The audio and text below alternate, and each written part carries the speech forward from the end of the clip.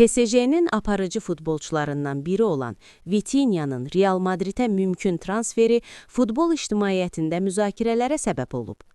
Madrid klubunun prezidenti Florentino Perez, Portuqaliyalı yarım müdafiəçini heyətinə qatmaq üçün 120 milyon avro ayırmağa hazırdır. Kral klubunun rəhbərliyi 25 yaşlı futbolçu ilə bağlı rəsmi təklif üzərində iş aparır.